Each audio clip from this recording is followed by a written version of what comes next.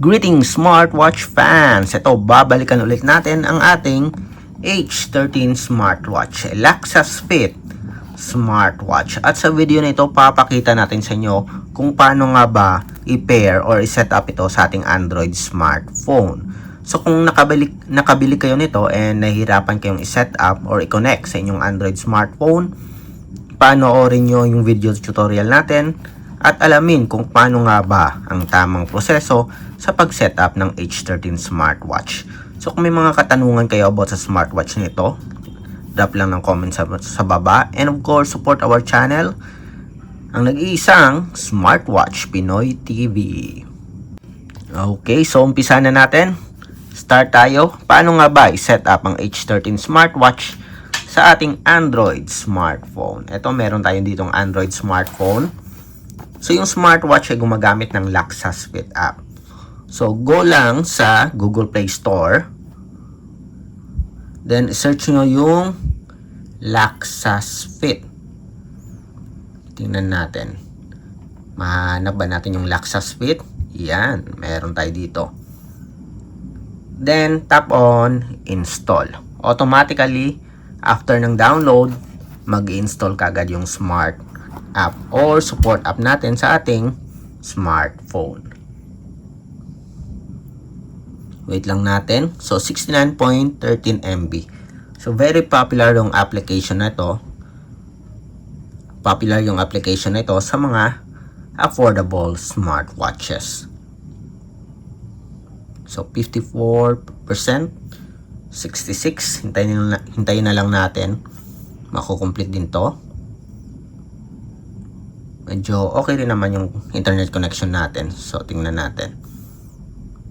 95 and 100%. Ayan na, installing na. So, wait lang natin.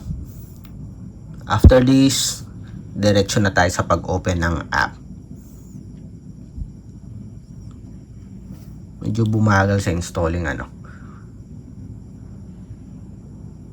So, installing Lexus Fit sa ating Android smartphone. Yun na, complete na. So, open natin yung application. Hindi na tayo magsa-sign up Direkta agad tayo. So, agree tayo sa privacy policy and user agreement. Okay, device location while using the app. Allow rin natin yung physical activity. Yung sa contacts nito, kung gagamitin yung Bluetooth call, i-allow nyo. Pwede rin i-disable. So, in our case, i-allow natin lahat. Pati yung push notification. And make and manage phone calls. Yan. Then, tap natin I have read and agree. So, pwede kayong mag-register using your Google account or log in directly. So, log in directly tayo. I-record nyo lang yung account nyo. Pwede din hindi. 4, 3, 2, 1. Then, okay. Okay natin. Fill up natin yung form. Maglalagay lang ako ng fictitious name. Then, tap on okay. Ito yung sa profile nyo. So, enable notifications. Kung gusto nyo makatanggap ng messages, iset nyo yung notification. Hanapin nyo yung Lexus Fit. Allow. Then, balik ulit sa dashboard. Select nyo yung My Section. Then, tap nyo yung Add Device or Search Device. Yan. So, kung okay naman yung Bluetooth connectivity nyo, mahanap niya yung smartwatch natin. So, walang pangalan yung smartwatch natin dito. So, tingnan natin. All apps. Check nyo yung About section. Then, napapansin yung Bluetooth address natin, 46 and C at 2. So, tap natin yung smartwatch. Hintayin nyo lang na mag-connect. So, kung walang problema sa connectivity, connected successfully siya. Yun. I-allow nyo lang. Pair with watch. And connected na tayo. Okay. Proper setup lang tayo. Tingnan natin yung call reminder. Activated na ba?